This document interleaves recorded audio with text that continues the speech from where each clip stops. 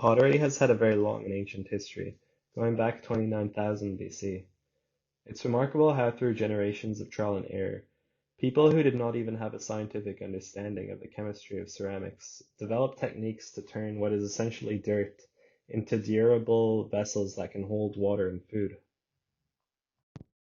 For my part, I wanted to get a sense for myself of what it was like to use the older techniques in harvesting something directly from the ground, to mine the material to make a piece, to build it by hand with very basic, readily accessible tools, and to fire them in a pit that I would construct myself. However, considering the time that it takes to refine clay from soil, the building time, and the necessary drying time before it can be fired, I wouldn't necessarily be able to see this cycle through within the time frame that I had for this initial investigation. But what I could do is take some shortcuts. I could just make some pieces from commercially bought clay and give them time to dry for firing, while concurrently hunting for and processing clay that I unfortunately wouldn't be able to fire this time, but that I would hope to in the future, in the spring.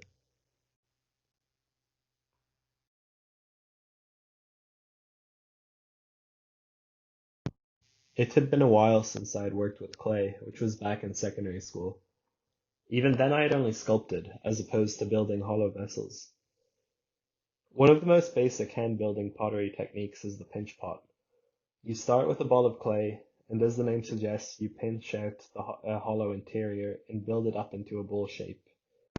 You can see me doing that here with these small pieces. Another hand-building technique is making a pot out of coils of rolled clay. I attempted this technique in making a larger vessel. To be true to this technique, I started with a circle of clay rolled flat and wrapped my coils of clay around it, attempting to build it up in a nice bulbous shape. It took a lot of trial and error to figure out how wide to make each layer, since when I pinched it down the size of the circle would change, usually pushing out more than I intended. It was a very humbling experience as I started again and again and again, with my coil pots usually collapsing into pancakes.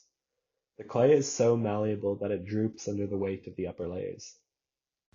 In retrospect, I probably needed a clay with more temper. Temper in pottery means harder, non-plastic material that can give the clay more structural integrity, with the trade-off that it is a bit harder to work with. Temper usually comes in the form of bits of sand, ash, or grog, which is tiny fragments of broken up, already fired pottery.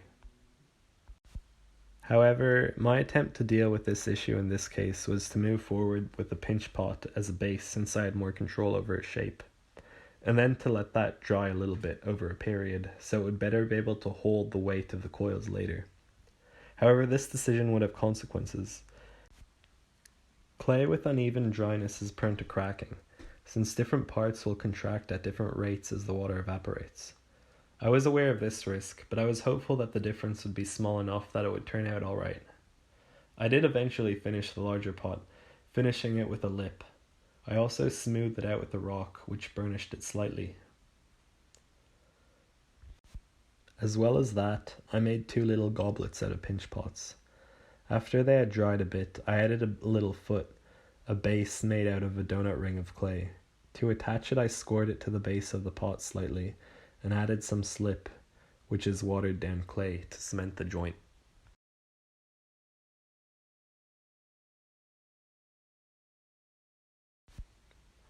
In the meantime, I also set about harvesting some clay. But first, what even is clay?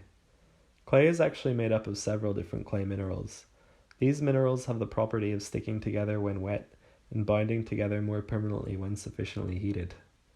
Pretty much all soil contains clay, but depending on the soil type, it will constitute a different percentage of the overall soil, which also contains rocks, sand, silt, and organic material, as well as water.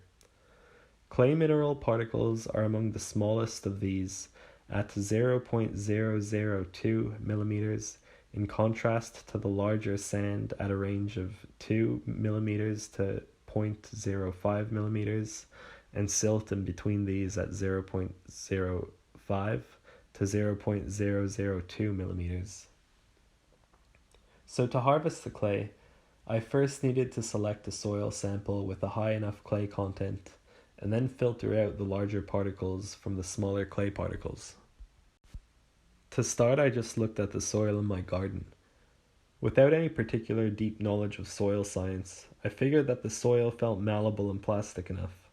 I dug some up, mixed some with water to make a clay paste, and I used a sieve to separate the really big pieces of gravel and organic matter like roots from the solution. It still looked like there was a lot of sand and silt getting through. Before processing this further, I wanted to try mining another soil sample, with the more exotic location of Marley Park a 15-minute cycle away. I figured that maybe there might be collections of clay sediment in the park streams or some deeper layers of clay exposed by the erosion of the stream. I stopped to try digging at multiple spots along the stream in Marley Park. However, even after digging down in the sandbanks, it seemed like it was just more sand and gravel all the way down. I did eventually find a slope on the banks of the stream that seemed to have a particularly sticky soil, if it was still quite gravelly. I picked up 2 bags of this and I brought it home. Again I diluted this soil and I passed it through the sieve. Hosing it down, it was obvious how much gravel there really was in this clay. But again, the sieve didn't stop all the sand from going into this solution.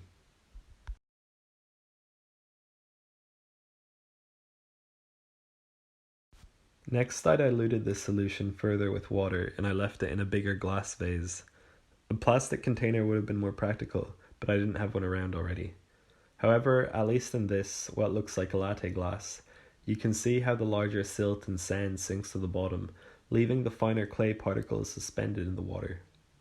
It was now time to transfer this layer of what I hoped was just diluted clay into another jar. I then used this exact same process with the other soil that I collected from the garden. The next step was to separate the water from the clay in the solution. To do this, I could just let the water in the jars evaporate, but that would take a very long time. It is possible to use a cloth to filter out the water from the clay.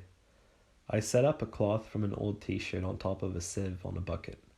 I could then pour the contents of the jars to be collected in this makeshift filter, but it was still a painfully slow process, with each jar taking the better part of a day to drain through the cloth. Eventually I brought the cloth logged with clay inside to dry on a radiator. I did not have enough time to make a vessel with this clay and to have it dry by the time I was to fire my other pieces.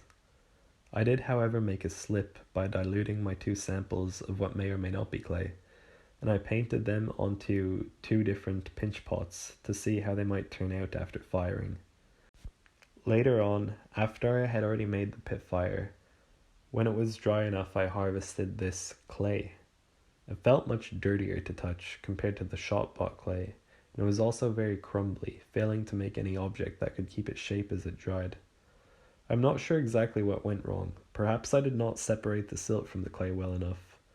In the case of the garden clay, I might also not have dug deep enough to avoid the organic material contaminating it. Having tried this, I'll hopefully be better able to identify soil samples more rich in clay and be better able to process it.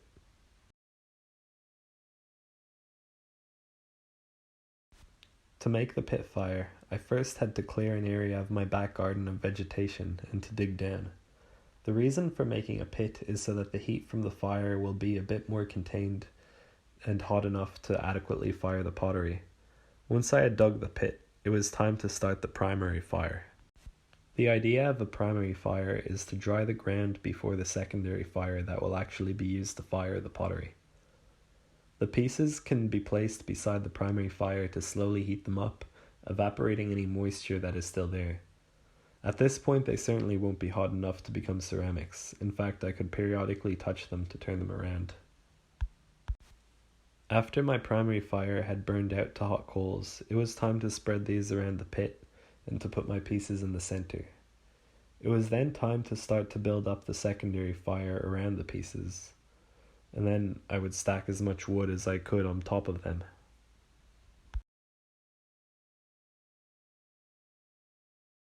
A pit fire can reach a heat of up to 1100 degrees Celsius, but I realized it was unlikely that I'd reach this temperature. If I could successfully reach between 800 and 900 degrees, however, my pieces would begin to sinter. This means that the particles would bind together permanently and the clay would not dissolve in water anymore, though it would still be porous enough to let water pass through since it's unglazed. I had worried about some of my pots cracking from the heat, but as I watched the fire, I started to worry I would have the opposite problem, that they weren't getting hot enough and that they wouldn't even reach the point of sintering. That would actually be more disappointing to me than seeing them crack. I reconfigured the fire a bit, poking around to move the pieces closer to the center and trying to pile the wood from the edges into a tall pile over my pieces. Eventually this fire burned out to embers. I would check my pieces in the morning. The next day I approached my pots. I was still worried that they had not fired properly. After cleaning them up with a cloth, these were the results. A way to test if pottery has been fired properly is to see how good a ring it makes when it's hit. Here you can see the range of sounds they made in order from a dull thud to a convincing enough ring.